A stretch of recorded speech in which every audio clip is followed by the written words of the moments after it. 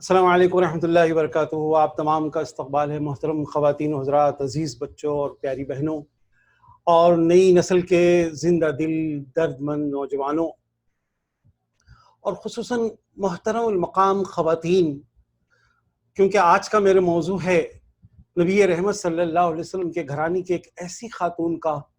میرا دل کہتا ہے کہ اس خاتون کی زندگی کے ہم آس پاس اس کے نور کے قریوں میں رہیں گے تو ہم اتنا کچھ اپنے دامن میں سمیٹیں گے کہ ہماری زندگی کی تاریکیاں دور ہو جائیں گی، اور اس قدر خیر ہم آج اپنے دامن میں سمیٹ کر کے جائیں گے کہ مدتوں یاد رہے گا آج کا اجلاس۔ اور آپ تمام سے گزارش یہ ہے کہ ایک مرتبہ نبی رحمت صلی اللہ علیہ وسلم پہ درود شریف پڑھ لیجئے۔ اللہم صلی علی محمد وعلی آل محمد بارک وسلم۔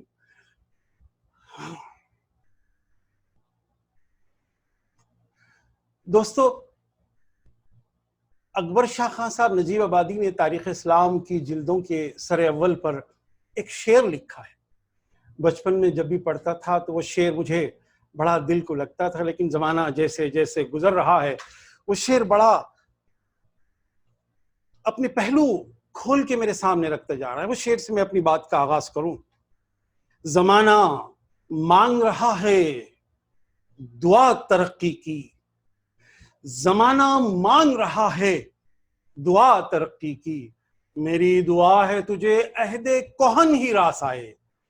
یعنی شاعر کہتا ہے کہ زمانہ تو آگے جا رہا ہے لیکن تجھے اگلے وقتوں کا زمانہ ہی یاد آئے، گزرے ہوئے لوگوں کے زمانے یاد رہیں۔ دوستو، سیرت نگاروں کی ایک آرزو یہ ہے، اور اس آرزو میں آپ تمام کو شریک کرنا چاہتا ہوں، کہ جب تک یہ امت رسول صلی اللہ علیہ وسلم سیرت رحمت عالم صلی اللہ علیہ وسلم کا مطالعہ اور سیرت صحابہ اکرام رضی اللہ تعالیٰ عنہم کا مطالعہ ایک کڑے انتخاب کے ساتھ نہیں پڑے گی تو زوال کی منزلوں سے بہت قریب رہے گی اور عروج سے بہت دور رہے گی، ترقیاں اس کے راستے میں نہیں آئیں گے۔ پھر ایک بار دہرا دوں، سیرت رحمت عالم صلی اللہ علیہ وسلم کا مطالعہ اور صحابہ کی انجمن کا مطالعہ، اور دوستو ذکر نبی صلی اللہ علیہ وسلم سے ہماری دنیا آباد رہے، ایسی آباد رہے، ایسی آباد رہے کہ ہمارے اقدامات، ہمارے منصوبے بے سمتی کا شکار نہ ہو، اور ان کا ذکر ہمارے رگو پے میں گونجتا رہے، ہمارے قریے جاں میں جہاں ہماری روح کا مسکن ہے وہاں پہ ذکر نبی صلی اللہ علیہ وسلم کی آواز بلند ہوتی رہے، اور ہماری روح ان کے نغمات ایسے گاتی رہے کہ ہم ساعتیں سمیٹنے لگے، ہمیں لمحوں کو مٹھیوں میں بھیجنے لگے، ہماری کوئی صبح شام میں نہ ڈلے کہ جب تک ہم کوئی ایک بات نبی کریم صلی اللہ علیہ وسلم کی اور صحابہ کی انجمن کی اپنی محفلوں میں ذکر نہ کریں، ورنہ لوگ کیا کہیں گے؟ یہ لوگ تو مسلمان ہیں لیکن جینے کے ڈھنگ غیر مسلموں جیسے ہیں، انداز، اٹھنا بیٹھنا، چلن، رسم رواج، سماج، طریقہ، یہ کچھ رسولوں کے انجمن کی طرح نہیں ہے۔ اب آئیے میں آپ کو اس خاتون جنت کا ذکر کرنا چاہوں گا۔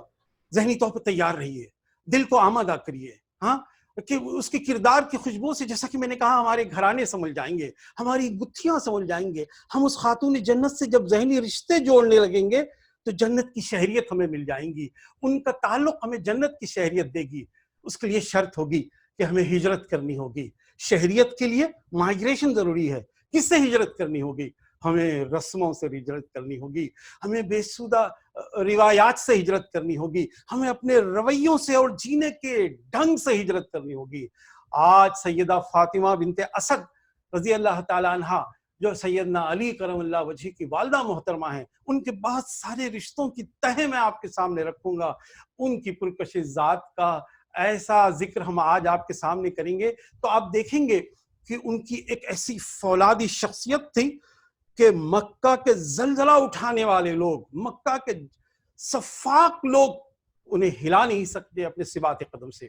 ان کے دین کی راہوں پہ چلنے کا جو انداز تھا، جسے ہم اردو میں کہتے ہیں جو خرام ناز تھا ان کا، وہ ٹس سے مس نہیں ہوا اور مکہ کے جباروں کی ناکیں زمین پر رگڑ گئی. میں تاریخ کو ایک نئے انداز میں آپ کے سامنے پیش کرنے کی کوشش کر رہا ہوں کہ صفاقوں کی دھمکیوں نے ان کا کچھ نہیں بگاڑا.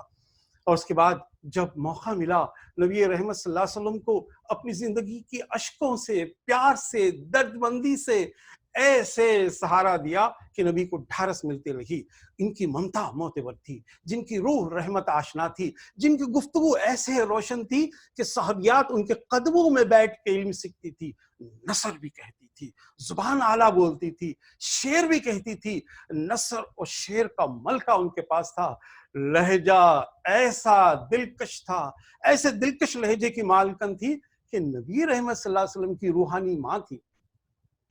دوستو ایک بات میں آپ کے سامنے رکھوں کہ ہوا یوں کہ تاریخ میں ہم نے خواتین کے کنٹریبیوشن اور ایثار کو نہیں لکھا، ان کے خدمات پر کتابیں نہیں لکھی. جانے کیوں ایسا ہوا کہ علم شہری بابوؤں اور منڈیوں اور بازاروں کا خام مال رہا، تو نتیجتاً گھرستی، گھریلو، دیہی دانش، فوک وزڈم میں جڑے ہوئے جو خواتین تھی، ان کے ہنر، ان کا سلیقہ، ان کی بردباری، ان کا شعور لکھا نہیں گیا، نہ وہ بڑے بڑے انجمنوں میں بڑھتا گیا. یہ گھرست خاتون، شمع خانہ کا ہر باب چھپایا لوگوں نے، مٹایا لوگوں نے، بھلا دیا. ورنہ اگر ان خواتین کو لکھا جاتا تو آج دنیا کے رنگ ڈھنگ الگ ہوتے. آج یہ عالم ہے کہ پڑھے لکھے خواتین تو بازاروں اور منڈیوں میں آگے. مجھے ایک شاعر کا شعر یاد آتا ہے کہ سڑکوں پہ ناچتی ہیں کنیزیں بطول کی، سڑکوں پہ ناچتی ہیں کنیزیں بطول کی، اور تالیاں بجاتی ہے امت رسول کی. یہ بڑا نازک وقت ہے، لیکن آئیے تاریخ کے چپ چاپ منظروں سے ہم ایسے حساس دستکوں کی طرف پہنچیں گے جہاں آپ کے روح، ذہن اور وجدان پر دستک دیکھی. فاطمہ بنت اسد کا گھر بھوک کا منظر بھی ہے، بھوک کے سفاک حملے بھی ہے، اور مشکلوں کا گھیراؤ بھی ہے، اور لیکن گرہستی کا گر بھی ہے. لیکن ان ممتا نے سب کو ڈھارس سے، تمانیت سے، پیار سے ایسے تھام کے رکھا، ایسے جوڑ کے رکھا کہ سیرت النبی صلی اللہ علیہ وسلم کے تمام مرحلے حضرت فاطمہ بنت اسد کے آس پاس گھومتے ہیں. اب آئیے کہاں سے میں اپنی بات شروع کروں؟ وہاں سے جب نبی کے سر سے آسرے ٹوٹنے لگے، وہاں سے جب نبی کے سر سے آسمان چھٹنے لگے کہ اب دنیا میں تشریف بھی نہیں لائے، باپ دنیا سے چلے گئے. 6 سال کی عمر سے بڑی تیزی سے میں اشارے دیتا چلوں کہ آج کا میرا موضوع ہے فاطمہ بنت اسد رضی اللہ تعالیٰ عنہ. ابھی اب 6 سال کے تھے کہ ممتا کا زیادہ سہارا نہیں ملا، نہ اس کے زانوں پر زیادہ سویا، نہ اس کے ساتھ ممتا کے ساتھ ننھی ننھی زبان میں اپنا حال دل ماں کو سنایا، نہ اس کی چھاتی سے لپٹ کے نبی کریم صلی اللہ علیہ وسلم نے بہت ساری باتیں کی. ممتا کا معاملہ ایسا ہوا کہ رب نے بلاوا بھیجا، اور آمنہ بنت وہب نبی کریم صلی اللہ علیہ وسلم کی والدہ محترمہ کا انتقال ہو گیا. اور اس کے بعد دادا نے اپنے پوتے کو سینے سے لگایا، اور اس کے بعد وہ پالنے لگے. یہ سردار مکہ تھے، لیکن 2 سال کے بعد وہ بھی چل بسے. وہ جب جانے لگے، سانس کی آخری گھڑیاں ہیں، سانسیں سمٹ رہی ہیں. اپنے بہت سارے بیٹوں میں سے ابو طالب کو بلایا، جو ابو طالب بڑے درد مند اور جفاکش دل والے کشادہ قلب شخصیت کے مالک تھے. انہوں نے بلا کے کہا، ابو طالب میں اپنے پوتے کو تیرے حوالے کر رہا ہوں، تو اس کی نگہبانی کرنا، ایسی نگہداری کرنا کہ نگہداری کا حق ادا ہو جائے. ابو طالب نے آگے بڑھ کے وعدہ کیا اور بیٹے کو نبی کریم صلی اللہ علیہ وسلم کو اپنے سینے سے لگا کے گھر لے کے آیا. 579 کا زمانہ ہے. نبی کریم صلی اللہ علیہ وسلم کو لے کے آتے ہیں اور اپنی بیگم سے فاطمہ بنت اسد سے کہتے ہیں کہ دیکھو آج میں جس بچے کو لایا ہوں نا، وہ میری جان سے زیادہ عزیز ہے، وہ میری کائنات ہے، سب کچھ تم اس کا ذرا پاس رکھنا. دیکھو ہمارے مسائل سنگین ہے، فراغت نہیں ہے، خوشحالیاں مالی خوشحالی نہیں ہے، سب کا پیٹ نہیں بھرتا، لیکن اس بچے کا تم ذرا پاس رکھنا. اب دیکھیے حضرت نبی کریم صلی اللہ علیہ وسلم کا معاملہ ہے. تب تک تو آپ چچی جان کہا کرتے تھے، لیکن دن گزرے، چند ساعتیں، چند ہفتے گزرے، آپ نے ان کی ممتا کو دیکھا، ان کی شفقت کو دیکھا، پیار کو دیکھا، اور ماں ماں کہنا شروع کر دیا. اب اس کے بعد اب یہ ماں بیٹے کا معاملہ میں تھوڑا سا آپ کے سامنے رکھنے سے پہلے 2-3 باتیں آپ سے کہنا چاہوں. اولاد والو، آپ کو سوچو کہ ایک 8 سالہ بچے کی ضرورتیں کیا کیا رہتی ہیں. اسے نہلانا بھی رہتا ہے, اس کے بخار کو دیکھنا بھی رہتا ہے, اس کی راتوں کے جاگنے, اس کے لحاف کو اوڑھنے, اس کے بھوک پیاس کے مسائل, اس میں کتنا شعور رہتا ہے 8 سال کے بچے کو.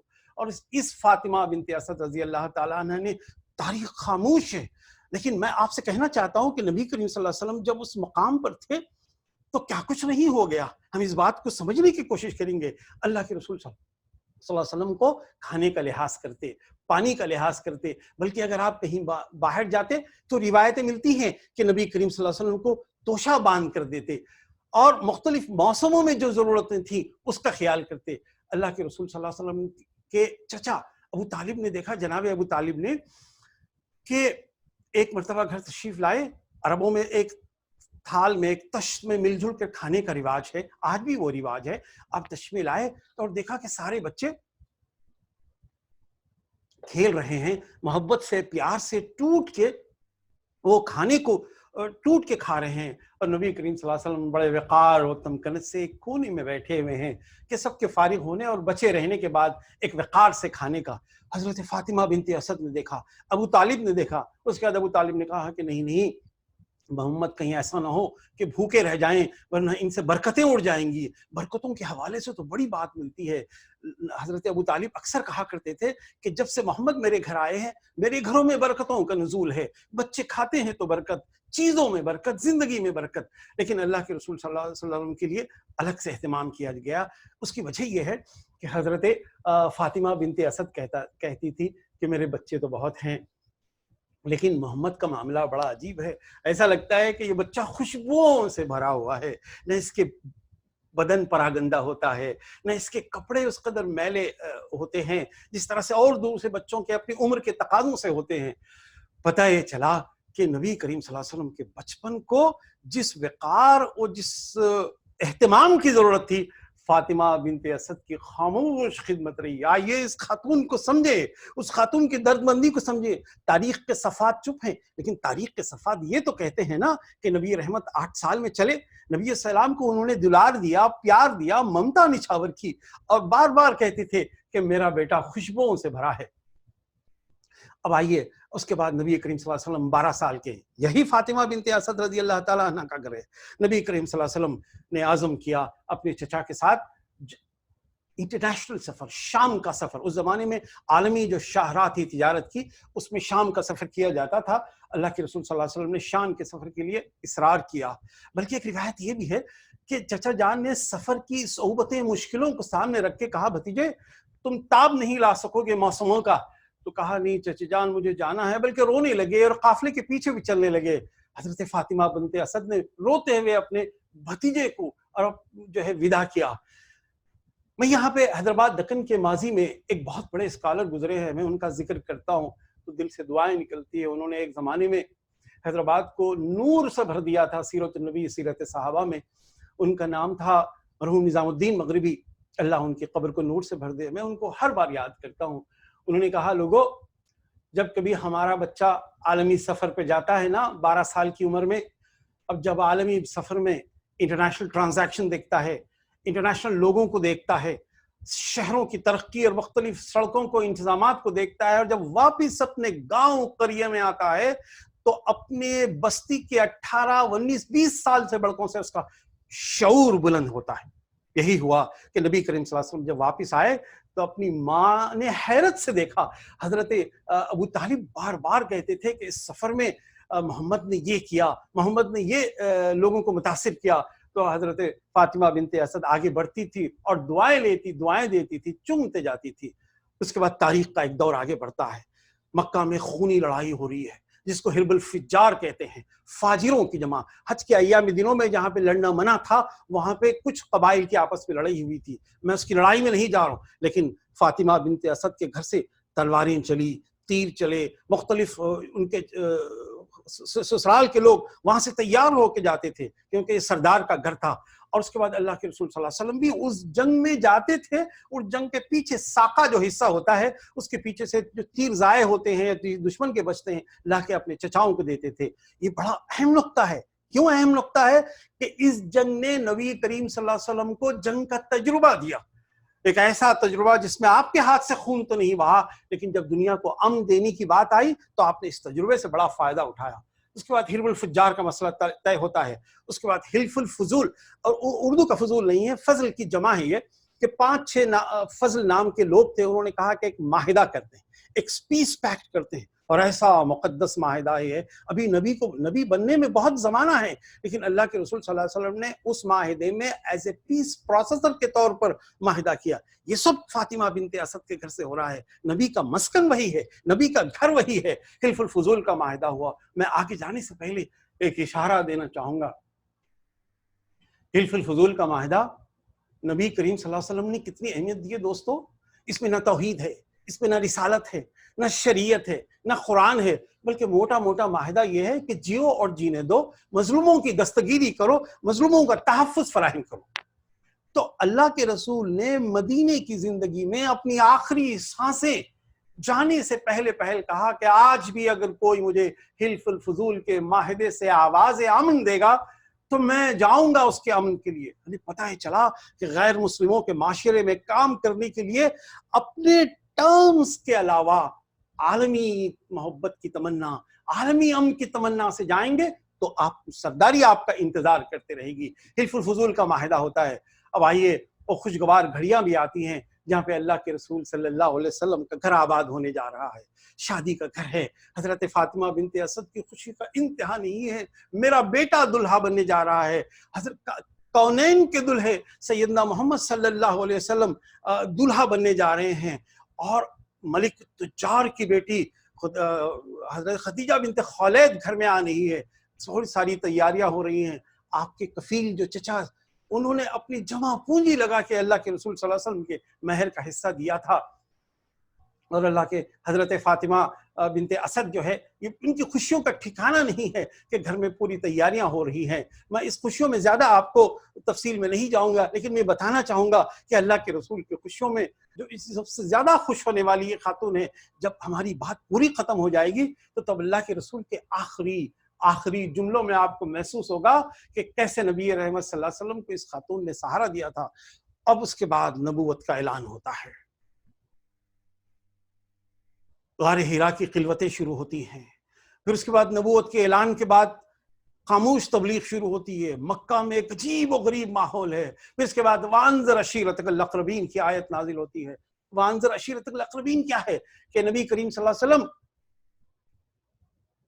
اپنے احباب کو، اپنے خاندان کو، اپنے اقربا کو آگاہ کر دو آنے والی قیامت کی گھڑیوں سے۔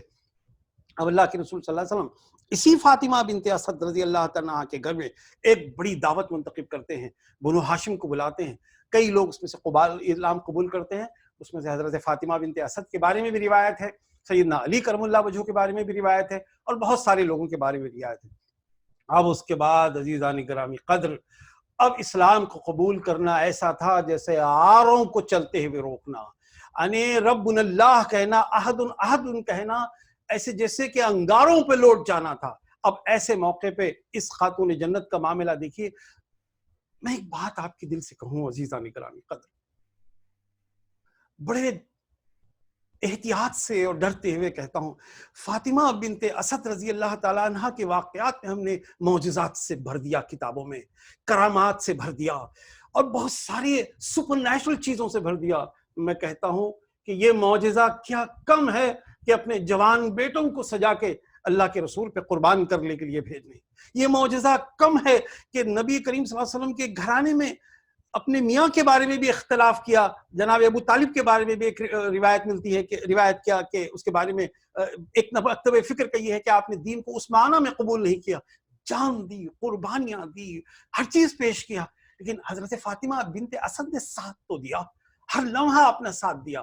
کس کا؟ تو یہ معجزات کی طرف میں چاہوں گا۔ جو معجزات آپ مانتے ہیں، آپ اس کے مکلف ہیں، آپ اپنی ان کتابوں کے ساتھ جس انداز میں چاہے کریں، لیکن میں آپ سے دردمندانہ اپیل کرتا ہوں کہ ان معجزات کی طرف بھی نظر رکھیں کہ جس کی چھاؤں میں آپ ہم جی سکتے ہیں، جس کے سائے میں ہم اپنی زندگی کے لیے کچھ راستے اپنا کر سکتے ہیں۔ یہ ان معجزات کی طرف میں آپ کی توجہ کہ آپ نے اپنی دامن میں آپ نے ایسے بچوں کی تربیت کی، جس کے نتیجے میں وہ لوگ جگر گوشے اسلام کی راہوں میں دیے. آپ کے بیٹے سیدنا علی کرم اللہ وجہ شیر خدا حضرت جعفر بن ابی طالب رضی اللہ تعالیٰ عنہ، جعفر بن ابی طالب کے بارے میں مورخین کہتے ہیں آپ کی گفتگو کا رنگ ایسے بانکا تھا، آپ کی بات کرنے کا وقار ایسے اچھا تھا کہ لوگ سنتے تو دل نکال کے رکھ دیتے. فصاحت تو بلاغت تو طلاقت لسانی ادب ایسے بولتا تھا. ثبوت میں دوں آپ کو، جب نجاشی کے دربار میں مکہ کی پوری ڈیلیگیشن گئی تھی کہ محمد صلی اللہ علیہ وسلم کے چاہنے والوں کو ہمارے گرفتار کر کے ان بھگوڑوں کو ہمارے حوالے کر دو، وہاں پہ حکومت بھی تھی، وہاں پہ عیسائی چاہنے والے بھی مسلمانوں کے خلاف تھے، دربار بھی خلاف تھا. یہاں جعفر طیار رضی اللہ تعالیٰ عنہ کا نطق ایسے اعجاز بتایا، گفتگو کا وہ بانکپن تھا کہ جو نجاشی جو ابیسینیا کا جو بادشاہ تھا اس نے حضرت جعفر یہ کہاں سیکھا؟ یہ حضرت فاطمہ کی گود میں سیکھا. یہ فاطمہ بنت اسد، ہم تو صرف ایک ہی فاطمہ رضی اللہ تعالیٰ عنہ بطول کو جانتے ہیں، بنت رسول کو جانتے ہیں، لیکن آئیے دیکھیے اور دو تین حالہ نور ہیں، ان کے قریب رہنے کی کوشش کریں گے. حضرت علی بن ایمان بھی لائے اسی وقت، حضرت جعفر بن ابی طالب کا میں نے ذکر کیا، حضرت ام ہانی رضی اللہ تعالیٰ عنہ ان کی بیٹی، ان کا بھی ذکر ہے، حضرت ربطہ کے بارے میں تفصیل ملتی ہے، جمانہ کے بارے میں بھی ذکر ملتا ہے، اور پھر طالب بن ابو طالب بھی جو اللہ کے رسول صلی اللہ علیہ وسلم کے تقریباً عمر کے تھے وہ بھی ایمان لائے، حضرت عقیل بن ابی طالب بھی ایمان لائے. اب آئیے اس خاتون کی دل سوزی، شفقت اور بلند ہمتی اور بلند وقار کے ذکر کرتے ہوئے میں آپ کے سامنے دو تین باتیں آپ کے سامنے رکھوں گا.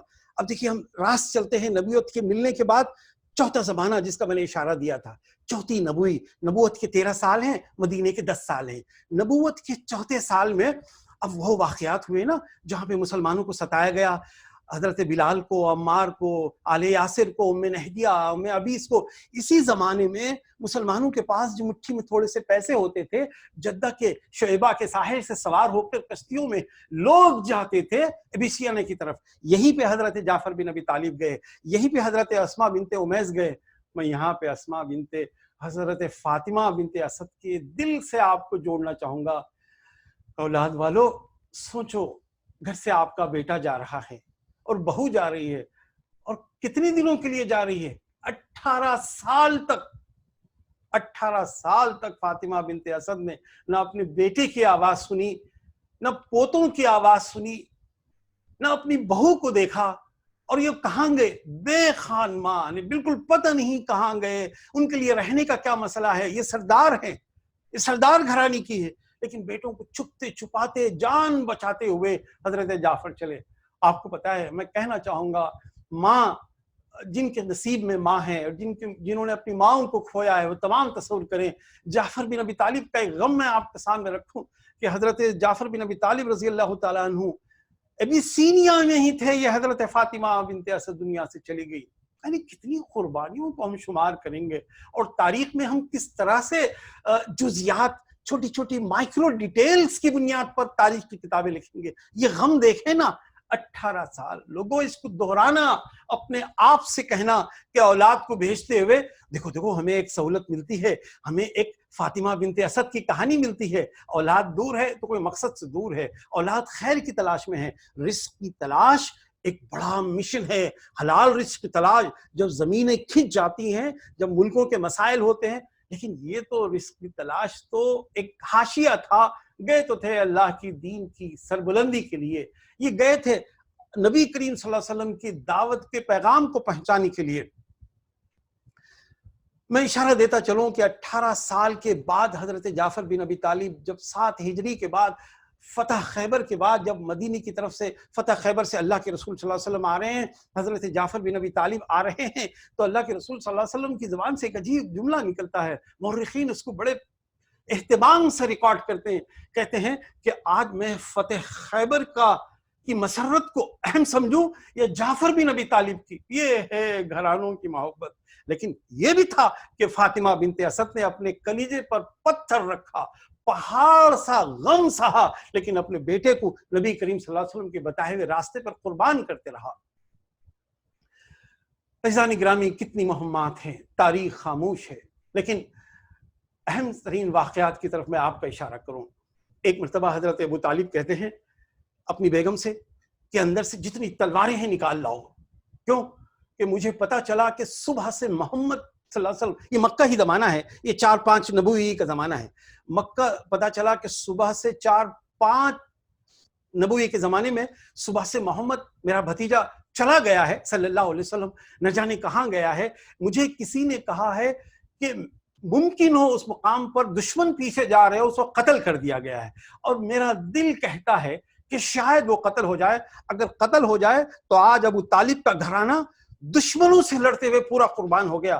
حضرت فاطمہ بنت اسد اپنے شوہر کو تلواریں لا کے دیتی ہیں، نیزے، برچھے، سنان، یہ تمام برچھیاں جمع کر کے لا کے دیتی ہیں، اور اپنے بیٹوں کو بھیجتی ہیں کہ جاؤ اپنے والد کے ساتھ، اپنے بیٹوں کو بھیجتی ہیں۔ کیوں بھیجتی ہیں؟ یہ قربانیاں ہمیں جو معلوم تاریخ کی کتابوں میں ہمیں بتایا نہیں گیا، یا پھر ہم بتایا گیا تو اس اہتمام سے نہیں کی دیا۔ یہ کتنا بڑا معجزہ ہے کہ اپنے بیٹوں سے کہا کہ جاؤ اپنے منہ بولے بیٹے بھتیجے کے لیے قربان ہو جاؤ۔ یہ ہے دین، یہ ہے اللہ سے محبت، یہ ہے جنتوں کی شہریت والے جنتوں کی سٹیزن شپ حاصل کرنے کے لیے کوالیفائی کر رہے ہیں۔ وہاں پہ جب حضرت ابو طالب جب تلواریں لے کر، تیر، وہ تمام اپنے خاندان کے لوگوں کو جمع کر کے جانے لگے تو لوگوں نے پوچھا کہاں جا رہے ہو؟ کہا کہ آج عمرو بن ہشام کا کام تمام کر دوں گا، آج بنو مخزوم کی بستی پہ ایسا حملہ کروں گا کہ آج بنو ہاشم کے لوگ یا تو زندہ رہیں گے یا بنو مخزوم۔ بنو مخزوم کون تھا؟ ابو جہل کا خاندان۔ ابو جہل کا نام کیا تھا؟ عمرو بن ہشام۔ یہ جب جانے لگے تو راستے میں دور سے حضرت مصعب بن عمیر رضی اللہ تعالیٰ عنہ نے دیکھا کہ تلواریں لے کر حضرت ابو طالب جا رہے ہیں اور پورا خاندان جا رہا ہے۔ جس لگا کر دوڑتے ہوئے سامنے آ کے کہا کہ کہاں جاتے ہیں چچا جان؟ تو کہا کہ تمہیں پتہ نہیں محمد صبح سے غائب ہیں اور رات کا وقت ہونے کو چلا آیا ہے اور کوئی خبر نہیں ملی۔ تو کہا کہ میں جانتا ہوں محمد صلی اللہ علیہ وسلم کہاں ہیں، وہ ایک جگہ محفوظ جگہ پہ ہیں اور وہاں پہ اپنی دعوت کا اور دین کا کام کر رہے ہیں۔ سب لوگوں کو طمانینت ہوئی، لیکن ایک لمحے کے لیے اس منظر کی اہمیت کو ہم کیسے فراموش کر سکتے ہیں کہ حضرت فاطمہ بنت اسد نے اپنے بیٹوں کو بھیجا، اپنے شوہر کو بھیجا، کہ ممکن تھا کہ اس وقت پوری بساط الٹ جاتی۔ اب دوستو آخر میں وہ لمحہ آتا ہے جس لمحے کو میں اکثر کہتے ہوئے سوچتا ہوں کہ کون سی ٹرمینالوجی میں بات کروں، کون سی اصطلاح میں بات کروں، جس کو ہم تاریخ میں 7 نبوی سے 9 نبوی کا زمانہ کہتے ہیں۔ شعب ابی طالب، شعب تو کہتے ہیں گھاٹی کو، ابو طالب نے اپنے خاندان کو لے کر ایک ایریا، ایک جیسا بستی میں گھیر دیا گیا تھا۔ ابو طالب کا ایک خاندان ایک پہاڑیوں کے دامن تھا، صفا کے تلے میں، جنہوں نے حج کیا ہے وہ جانتے ہیں کہ شعب ابی طالب اس حصے میں رہتے تھے۔ تو وہ گھاٹیوں میں لوگوں نے کہا کہ ان سے سودا لینا منع ہے، ان سے رشتے لینا منع ہے، ان کا سوشل بائیکاٹ کیا جائے، ان پہ سینکشن لگایا جائے، ان کی شہریت کو مشکوک کیا جائے، ان کی نیشنلٹی کو روکا جائے۔ اور پھر اس زمانے میں ایک رعایت یہ تھی کہ جب حج کا موسم آتا تو لوگ کچھ قیدیوں کو چھوڑ دیتے تھے، تو اللہ کے رسول صلی اللہ علیہ وسلم بھی پہاڑوں کے دامن سے نکل کے آتے تھے، لیکن جن قیدیوں کو چھوڑتے تھے وہ قیدیاں اپنے کھانے پینے کی زندگی گزارتے تھے۔ نبی کریم صلی اللہ علیہ وسلم حج میں آنے والے قافلوں سے بات کرتے تھے، اسی بات کے نتیجے میں تو بیعت عقبہ ملی، اس بیعت کے نتیجے میں تو بیعت ثانیہ ملی، جس کے نتیجے میں مدینہ پورا فتح ہوا۔ میں اس کی تفصیل میں نہیں جاؤں گا، لیکن میں آپ کو یہ بتانا چاہتا ہوں کہ وہ قید کیسی تھی۔ بنو ہاشم کے بہت ساری گھرانے نہیں آئے تھے، لیکن فاطمہ بنت اسد ساتھ تھی۔ وہ قید کیسے تھی کہ بچے راتوں کو بھوک سے ایسے چلا کے روتے تھے کہ وادیاں گونجتی تھی اور وہاں پہ جنازے اٹھنے لگے۔ اس کو ہم سینکشن کہیں، اس کو کرفیو کہیں، اس کو 144 کہیں، اس کو سٹیزن شپ ایکٹ کے تحت لوگوں کو پابند کیا جائے، یہ تمام چیزیں امبارگو کہیں، وہ تمام مل کے اللہ کے رسول نے، لوگوں کو پتہ ہی نہیں ہے کہ اللہ کے رسول نے جیل بھی کاٹی ہے، لوگوں کو پتہ ہی نہیں ہے اللہ کے رسول 144 کرفیو میں بھی رہے ہیں۔ لیکن یہ تمام چیزوں کو اگر آپ ذہن محسوس کریں گے تو اللہ کے رسول صلی اللہ علیہ وسلم دین کی سربلندی کے لیے اس جیل میں کون تھی؟ حضرت فاطمہ بنت اسد تھی۔ اور یہ عالم تھا کہ ابو طالب کی صحت دن بدن بگڑ رہی تھی، آخری سانسیں سمیٹ رہے تھے۔ ابھی شیب کا مرحلہ تمام ہوا، میں اس کی تفصیل میں نہیں جاؤں گا کیسے مرحلہ تمام ہوا۔ جناب ابو طالب آئے، اس کے بعد جو ہے جناب ابو طالب کا 15 شوال کو 10 نبوی میں انتقال ہوا۔ اب حضرت فاطمہ بنت اسد پہ بیوگی طاری ہے، اب آپ کا سہاگ لٹ چکا ہے، کسے کہتے ہیں بیوگی، اور کسے کہتے ہیں بیوگی کے بعد بھی اپنے محمد بھتیجے کی تائید کرنا، کسے کہتے ہیں بیوگی کے بعد بھی اپنے بیٹوں کو یاد کرنا۔ کلیجہ پھٹ جاتا ہے، انسان حواس باختہ نیم پاگل ہو جاتا ہے۔ لیکن اگر سب بھولا تو بھولا، لیکن محمد صلی اللہ علیہ وسلم کی تائید نہیں بھولی۔ ابھی کچھ دن نہیں گزرے، بہو کا 35 دن کے بعد خدیجہ الکبریٰ کا انتقال ہوا، بہو کا بھی انتقال ہوا۔ اب حضرت فاطمہ بنت اسد ساتھ ہیں، اسی ہر مرحلے میں، غموں کے دھوپ میں، ہر چیز میں ساتھ ہیں۔ اس کا نبی کریم صلی اللہ علیہ وسلم دین کی توسیع کی تمنا میں، ایک دین نظریاتی ملک کی شہریت کی تلاش میں طائف جاتے ہیں۔ اب وہاں طائف سے جب واپس آتے ہیں تو زخموں سے چور اپنے بھتیجے کو دیتے ہیں۔ اولاد والو، سوچو آپ کے بچوں کے پاؤں میں ایک کانٹا چبھے تو تمہارے دل کی کیا حالت ہوتی ہے۔ درد کو سچائی سے محسوس کرو۔ یہ بھتیجا آیا ہے جس کے لیے اپنے قربان کر رہی ہے، اس نے دیکھا کہ پاؤں زخموں سے چور ہے، اتنے جگہ جگہ سے پتھر لگے ہیں۔ حضرت زید بن حارثہ کہا کرتے تھے ہمیں اندازہ نہیں ہوتا تھا کہ کس سمت ہم بھاگ رہے ہیں، کس سمت ہمیں پتھر لگ رہا ہے۔ یہ حضرت فاطمہ بنت اسد نے سب سنا تھا۔ اور یہ پھر یہ بھی ہوا تھا کہ جب وہ واپس آ رہے تھے طائف کے نکڑ پر، جو نخلا کہتے ہیں، اس نخلا کے پاس اللہ کے رسول کی شہریت، سٹیزن شپ چھن گئی تھی۔ لوگ جانتے ہیں کہ سٹیزن شپ نے کے بجائے آپ نے کفالہ، جو ہم منتھلی پیمنٹ آج دیتے ہیں، وہ زمانے میں وہ بگاڑ جب بھی تھا آج بھی ہے، آج کسی وجہ سے کم ہوا ہے، تو اللہ کے رسول صلی اللہ علیہ وسلم نے اخنس بن شریح کو کہا کہ میں ماہانہ پیسے دوں گا، پھر اس کے بعد مطعم بن عدی کو کہا، اس طرح سے 2-3 لوگوں کو لے کے اس کے بعد گھر آئے تو فاطمہ بنت اسد نے اپنے بیٹے کو نئی ٹیمپریری سٹیزن شپ کی کیفیت میں بھی دیکھا۔ یہ بھی تو غم حضرت فاطمہ بنت اسد پہ ہوا۔ اور اس کے بعد آخری وہ گھڑی آئی جو تمام مکہ والوں نے کہا کہ محمد صلی اللہ علیہ وسلم کو قتل کر دیا جائے۔ جب قتل کا منصوبہ آیا تو یہی فاطمہ بنت اسد نے اپنے جوان بیٹے سے کہا کہ نہیں، محمد کا زندہ رہنا ضروری ہے، تم جاؤ ان کے بستر پہ لیٹ جاؤ، آج اگر دشمن حملہ کرنا چاہے تو علی تم کو شہادت نصیب ہوگی، تمہارا معاملہ اللہ کے ساتھ بہت روشن ہو جائے گا۔ لیکن محمد کا صلی اللہ علیہ وسلم، اس کے پیغام کا زندہ رہنا ضروری ہے۔ اپنے بیٹے کو وہاں پہ سلایا، نبی کریم صلی اللہ علیہ وسلم وہاں پہ چلے۔ مورخین کہتے ہیں کہ میں اس کی تفصیل میں نہیں جاؤں گا، مورخین کہتے ہیں اس کے بعد فاطمہ بنت اسد نے جب دوسرا تیسرا دن گزرا تو علی سے کہا، علی جاؤ، سب کی امانتیں محمد صلی اللہ علیہ وسلم دے گئے تھے، یہ امین و صادق کا گھر تھا، سب کی امانتیں تقسیم کرو۔ اپنی ماں کے اشارے پر سیدنا علی کرم اللہ وجہ ایک ایسی دلیل القدر، ایسی عظیم الشان شخصیت ہے، میں اکثر گفتگو کہتے ہوئے میں ان کے نور کی طرف ایسے رک جاتا ہوں، میرا جی چاہتا ہے کہ کئی سیشنز میں سیدنا علی کرم اللہ وجہ پہ کہوں۔ کیا کہے، ہم دیکھتے ہی نہیں نا، ہم جو دیکھتے ہیں وہ محسوس کرتے ہوں گے میری بات کو۔ سیدنا علی کرم اللہ وجہ موت کا پورا جوخم لینے کے بعد صبح اٹھے اور اٹھ کے سب کی امانتیں تقسیم کی، پھر اس کے بعد جو ہے آپ کو جب اشارہ ملا آپ وہاں چلے گئے۔ حضرات، روایتوں کی جزیات میں نہ الجھیں، یہ روایت ہمارے پاس ہے، یہ روایت تمہارے پاس ہے، ذرا جوڑ کے چلیں۔ ایک روایت ملتی ہے کہ زید بن حارثہ اللہ کے رسول صلی اللہ علیہ وسلم کے منہ بولے بیٹے جیسے تھے، ان سے کہا کہ جاؤ۔ اب اللہ کے رسول مدینہ چلے گئے ہیں، وہاں پہ ایک نئی ریاست کا قیام بھی ہوا، وہاں پہ اللہ کے رسول نے زید بن حارثہ سے کہا کہ جاؤ، جا کے سب کو لے کے آؤ۔ وہ روایت یہ ہے کہ سیدنا علی رضی اللہ تعالیٰ عنہ بھی تھے اور زید بن حارثہ بھی تھے، بڑی حکمت سے چھپتے چھپاتے پہنچے، اور سیدنا علی رضی اللہ تعالیٰ عنہ پہاڑوں کی اونٹ میں بھی تھے۔ لیکن اس کے بعد یہ بھی ہوا کہ جب لوگ مکہ والے آئے اور جب یہ فاطمہ بنت اسد دوسرے خواتین کو جانے لگے تو مقابلہ کیا، سیدنا علی کرم اللہ وجہ کی تلوار چلی اور اس کے بعد ایسا زبردست مقابلہ ہوا کہ مکہ والے خوف سے بھاگ گئے۔ لیکن اس کے بعد یہ حضرت فاطمہ بنت اسد مدینہ منورہ چلی جاتی ہے۔ یاد رکھیے ابھی بھی مدینہ گئی ہیں، لیکن یہ یاد رکھیے عقیل بن ابی طالب ایمان نہیں لائے، ماں کو دھڑکا ہے کہ اتنا سعید روح والا جو بعد میں ایمان لائے، ایمان لے آئے، لیکن ابھی بیٹا ایمان لے آیا۔ طالب بن ابی طالب کا انتظار کر رہی ہیں۔ یہ فاطمہ بنت اسد نے پورا اپنا گھرانہ، پورے سسرال کو چھوڑ کر تنہا گئی تھی نبی کی محبت میں۔ یہ محبت کیسی تھی؟ یہی تو ماں ہے، یہی تو نبی کی ماں ہے۔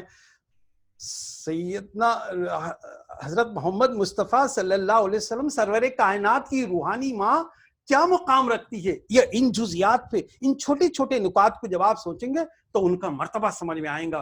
تو ان کے 2 بیٹے مکہ میں ہیں اور ان کی بیٹیاں بھی ہیں، اور حد تو یہ ہوا کہ بدر کی لڑائی ہوئی. بدر کی لڑائی میں ان کے فاطمہ بنت اسد کے 2 بیٹے دشمنوں کی طرف سے آئے.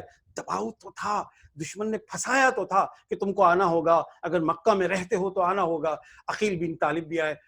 پھر اس کے بعد ماں کو ایک ایک پل کی اطلاع مل رہی ہے. طالب بن ابی طالب آئے تو ہیں بدر میں, لیکن پھر واپس چلے گئے اور کہا کہ نہیں, ہم کو لڑنا نہیں ہے. ہاں ہم محمد کی تائید کرتے ہیں. ماں کو مسرت ہوتی ہے. اس کے بعد عقیل بن ابی طالب بدر میں لڑتے ہیں. ماں کو ڈر یہ ہے کہ کہیں میرا بیٹا ہلاک نہ ہو جائے, شہادت کے منصب کے بجائے ہلاکت کے مسئلے پہ نہ آئے, لیکن لڑائی میں بچ جاتے ہیں. پھر قیدی ہیں, مسجد نبوی میں قید کیے جاتے ہیں. یہ حضرت فاطمہ بنت اسد کو ہر پل پل کی خبر مل رہی ہے, غم کا پہاڑ ان پہ ٹوٹ پڑ رہا ہے.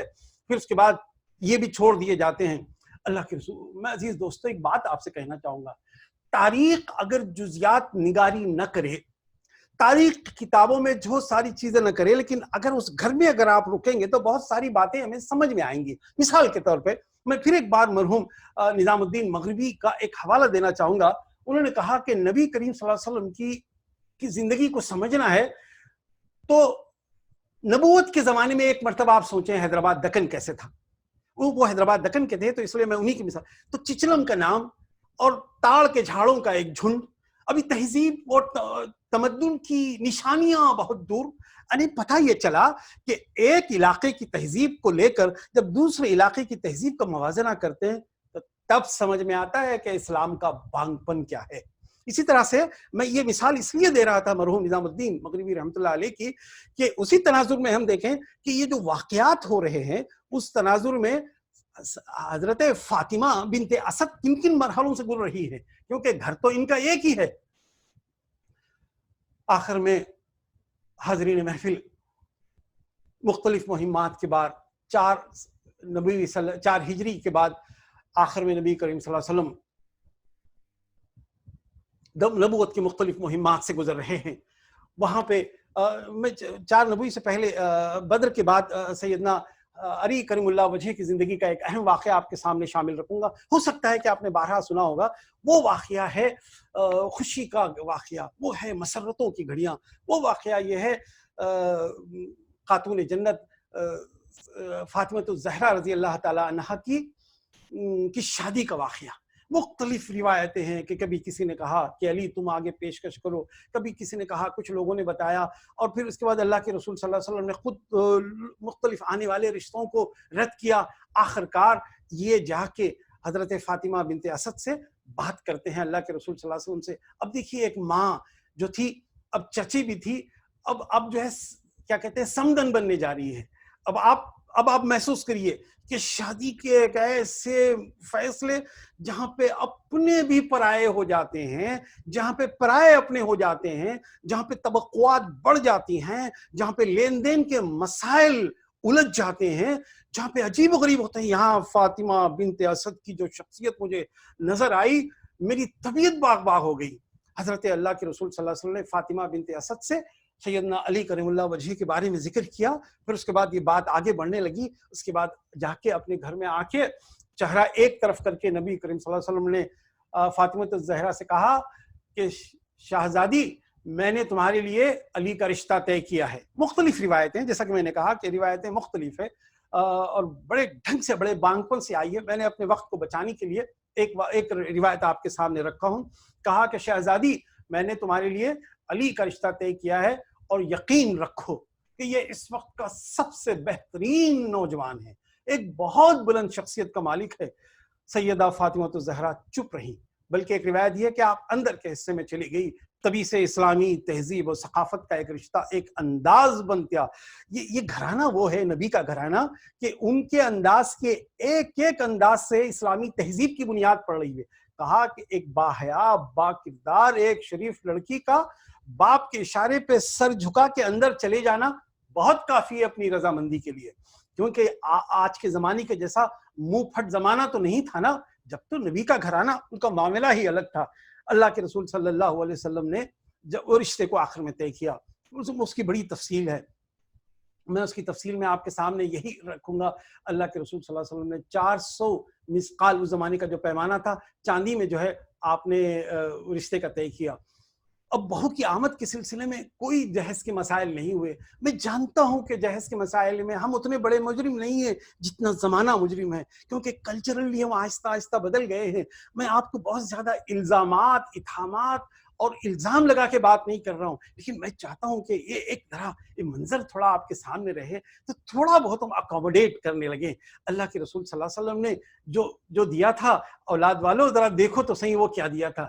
ایک بستر تھا، ایک سیاہ رنگ کا گدا تھا، ایک تکیہ تھا، ایک خوشبو کا ایک چھوٹی سی بوتل تھی، اور پانی کا ایک مشکیزہ تھا، ایک برتن، ایک چکی، اور جو ہے ایک چاندی کا ایک پیالہ، ایک 2 بازو بند، ایک چٹائی، ایک پلنگ. اور اس کے بعد جو ہے سلمان فارسی رضی نکاح بھی ہوا، اللہ کے رسول نے نکاح پڑھایا، اللہ کے رسول نے دعائیں مانگی، اللہ کے رسول نے پانی پلایا. اس کی تفصیل میں نہیں جاؤں گا. اور بار بار کہا کہ فاطمہ ڈھارس رکھو، تمہاری شادی ایک بہترین شخصیت سے میں نے کر دی ہے. فاطمہ رضی اللہ تعالیٰ عنہ خوشی اور غم کی گھڑیوں میں ہے. اب یہ بارات جا رہی ہے، اور اللہ کے رسول صلی اللہ علیہ وسلم نے اپنی بیٹی کو اونٹنی پر سوار کیا. سلمان فارسی رضی اللہ تعالیٰ اونٹنی کی نکیل پکڑے ہوئے ہیں.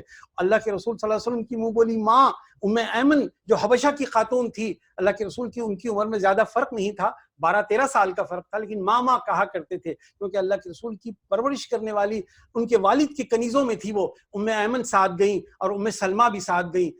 حضرت عائشہ صدیقہ رضی اللہ تعالیٰ عنہ کے بارے میں بھی روایت ملتی، وہ بھی ساتھ گئیں. اب اس کے بعد شادی ہوئی، دور گئے. پھر اللہ کے رسول صلی اللہ علیہ وسلم نے کہا فاطمہ میں بار بار تمہاری ملاقات کرنے کے لیے آتا ہوں تو تمہارا گھر بہت دور ہے، تو کیا یہ ممکن ہے کہ تم میری امور مملکت میں وقت نکالنے کے لیے تم کہیں میرے آس پاس رہو؟ اس کے بعد کہا اللہ کے رسول آپ نعمان بن حارث سے کہیں، وہ تو بہت صاحب جائیداد، بہت سارے مکانوں کے مالک ہیں. اللہ کے رسول نے کہا کہ میں نعمان بن حارث سے نہیں کہوں گا، وہ مہاجرین کی خدمت کرتے کرتے تو شاید تھک چکے ہیں. آخر میں نعمان بن حارث کو پتہ چلا، وہ کشا نبی رحمت صلی اللہ علیہ وسلم کے پاس آئے اور کہا اللہ کے رسول آپ کی بیٹی آپ کے سائے عاطفت میں، آپ کی قربت میں رہنا چاہتی ہے، اور آپ نے مجھے اتنی بڑی سعادت سے محروم رکھا. میرا ایک گھر ان کے نام ہے، ایک کمرے کا گھر ان کو دے دیا گیا. سرور انبیاء، بادشاہوں کے بادشاہ کی بیٹی سادگی سے رہی ہے. اللہ کے رسول صلی اللہ علیہ وسلم. اب یہاں پہ میں 2-3 باتیں آپ سے اپنے دل کے کہنا چاہوں گا. یاد ہے جب یہ رشتہ طے ہوا تو سیدنا علی اپنی ماں کے پاس گئے. اب ذرا میں دوستو یوں کہیے میں شولوں سے کھیلنے جا رہا ہوں. جا کے کہا اماں نبی کی بیٹی ہمارے گھر آ رہی ہے، آپ تو جانتی ہیں. کہا ہاں شہزادے میں جانتی ہوں. اور کہا اماں یہ آئے گی اور آپ کے گھریلو کاموں میں مدد دے گی، چکی پیسنے میں، آٹا پیسنے میں، اور گھریلو کاموں میں مدد دے گی. اور اماں میں باہر جاؤں گا. پتہ یہ چلا کہ یہاں پہ ذمہ داریوں کی تقسیم کا ایک خوشگوار سیدنا علی کرم اللہ وجہہ نبی کے گھرانوں سے اشارہ ملتا ہے. ساس کا مطلب یہ نہیں ہے کہ ہاتھ پر ہاتھ ڈال کے بیٹھی رہی. کہا سیدنا علی نے اماں آپ کی مدد کرے گی. مدد کا مطلب یہ ہے کہ اگر معذور نہ ہو، ہاتھ پیر ٹوٹے ہوئے نہ ہو، تو دل کی گہرائیوں سے بہو کا استقبال کرنا ہے اور آگے کام کرنا ہے. پھر کہا اماں بہو آپ کی خدمت کرے گی، مدد کرے گی. خدمت کا بھی جب مدد کا لفظ ہے، اگر آپ جملہ اگر عربی کا جملہ پڑھ لیں، توغرا بنا کے اپنے گھروں میں سجائیں، وہ ہماری تہذیب کا سنگ میل ہوگا. جہاں پہ فتنے، فساد، لڑائیوں کے بہت سارے جو چشمے پھوٹتے ہیں. عزیز دوستو میں نے کہا کہ میں بہت شولوں سے کھیل رہا ہوں کیونکہ میں فاطمہ الزہرا رضی اللہ تعالیٰ عنہ کا ذکر کر رہا ہوں.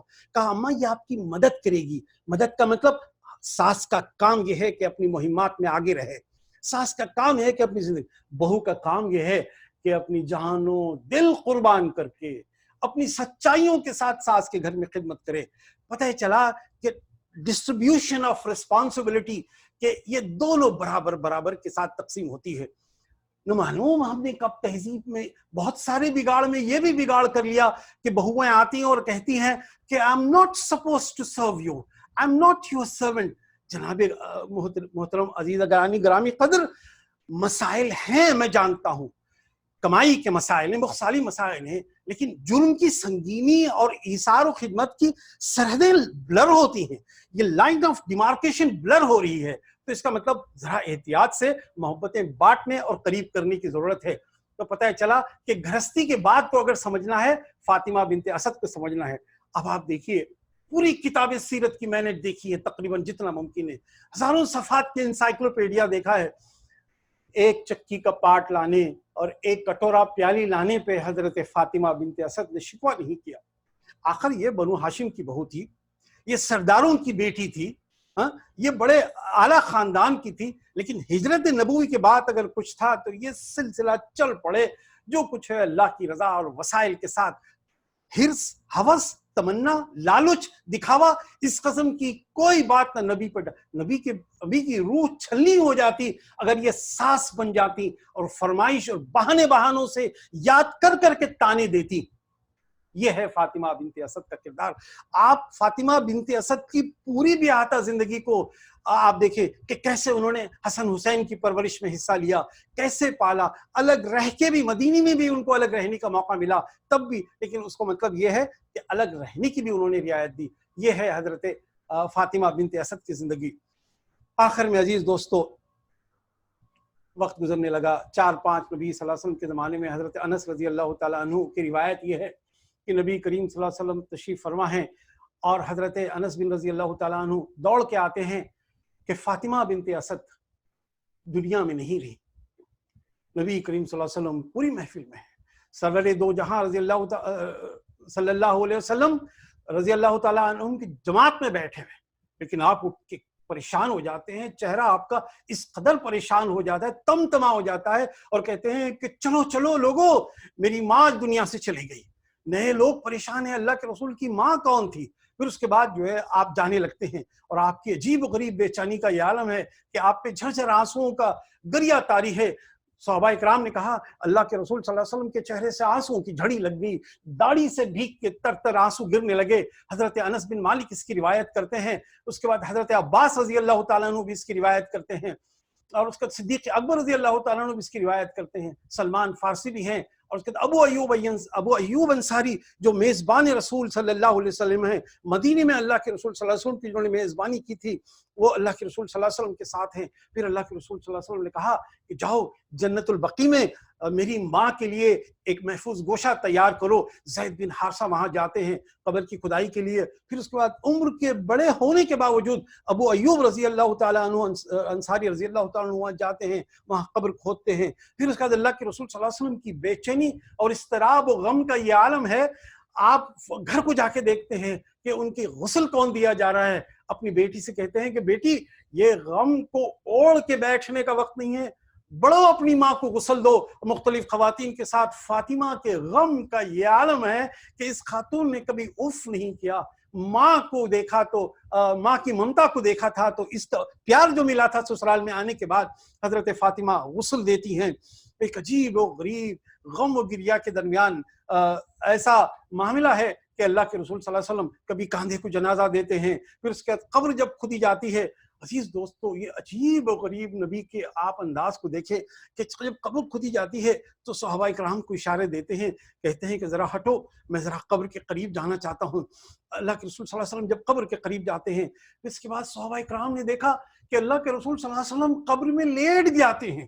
اللہ کی پناہ کہ سرور دو جہاں لیٹ گئے تو جیسا کہ کائنات تھم گئی. غم کا یہ عالم ہے کہ آپ کا بدن غم سے اور ہچکیوں سے رو رہا ہے. ایک زمانہ تھا کہ کبھی ماں کے پہلو میں رویا تھا، ایک زمانہ سویا تھا، ایک زمانہ تھا کبھی ماں کے زانوں پہ سویا تھا. اور مدینے میں جب تک اللہ کے رسول کی ماں زندہ تھی، یہ فاطمہ بنت اسد رضی اللہ تعالیٰ عنہا، آپ جب بھی وقت ملتا تو دوپہر کی گھڑیوں میں اپنی ماں کے پاس جاتے اور تھوڑی دیر کے لیے آرام کرتے اور ماں کو محبت بھرے انداز میں دیکھتے، باتیں کر کے آتے. اس کے بعد قبر میں لیٹے رہے. پھر اس کے بعد اچھا ایک روایت اور بھی ہے اور بڑی مستند روایت ہے، اس میں کوئی شک نہیں ہے. تمام مورخین بڑے اکرام سے اس روایت کو قبول کرتے ہیں کہ جب ان کا جنازہ تیار ہو رہا تھا، نبی رحمت صلی اللہ علیہ وسلم نے اپنی عباء مقدس سکاری اتار کے کہا کہ فاطمہ جاؤ میری ماں کو یہ پہنا دینا، لباس پہنا دینا. اور اس کی وجہ یہ ہے کہ اللہ سبحانہ وتعالیٰ کا اس قدر کرم ہوگا، اس پر جنت کا حلہ ان کو عطا ہوگا اور لباس فاقر عطا ہوگا. دوستو نبوت کوئی معمولی بات نہیں ہے، نبی کا لباس کوئی معمولی بات نہیں ہے. یہاں پہ نیا ٹریڈیشن بنتا ہے، نئی روایت بنتی ہے کہ نبی اپنا لباس اپنی ماں کو پہناتا ہے. اس کی وجہ یہ ہے کہ اللہ کی رحمتوں کو مختلف حوالے سے نبی کریم صلی اللہ علیہ وسلم آواز دیتے ہیں. اور اس کے بعد جو ہے میں آپ کے سامنے وہ بات کہہ رہا تھا، اس کے بعد وہاں پہ نبی کریم صلی اللہ علیہ وسلم دعا کرتے ہیں کہ اللہ یہ میری ماں نے بھوک کی گھڑیوں میں مجھے سہارا دیا تو مجھے جنت الفردوس عطا فرما. کہ اللہ ایسا متعدد بار بارہا ہوا کہ یہ بھوکی رہی اور مجھے کھلایا. اے اللہ میں بے سہارا تھا, نبی کریم صلی اللہ علیہ وسلم میں بے سہارا تھا, میری والدہ محترمہ نے مجھے سہارا دیا. اے اللہ یہ شفیق, یہ درد مند ماں کے ساتھ جنتوں کی وسعتیں کر دے, قبر کی وسعتیں پھیلا دے. اے اللہ ان کی قبر کو وسیع کر دے. آپ کے بدن پر غم کا ایسا گریا تاری تھا کہ صحابہ اکرام رضی اللہ تعالیٰ عنہ ڈھارس پہ ڈھارس بناتے تھے. عزیزان گرامی, بلکہ ایک موقع یوں بھی آتا ہے کہ اللہ کے رسول صلی اللہ علیہ وسلم نے اپنے ریش مبارک کو پکڑ لیا تھا کہ طبیعت نہیں سنبھل رہی تھی. ماں کی موت کسے کہتے ہیں؟ اولاد والو سوچو کہ جن کی مائیں دنیا میں جا چکی ہیں وہ سوچو, اور پھر جن کی مائیں زندہ ہیں وہ بھی اپنی ماؤں کی محبت میں کوتاہیاں سب سے ہوتی ہیں. آگے بڑھو اور اپنی ماؤں کو راضی کر لو. اور اللہ کے رسول صلی اللہ علیہ وسلم کی ممتا کا ماں کا معاملہ تو بڑا عجیب تھا. یہ ماں تو اپنے جوان بیٹے قربان کرتے رہی. آپ جانتے ہیں غزوہ موتا میں حضرت جعفر بن ابی طالب شہید ہوئے. آپ جانتے ہیں سیدنا علی کرم اللہ وجہہ نے کتنے زخم اللہ کے راستے میں کھائے اور کتنی بار قربانی. یہ ماں نے اپنے بچوں کو تیار کیا تھا.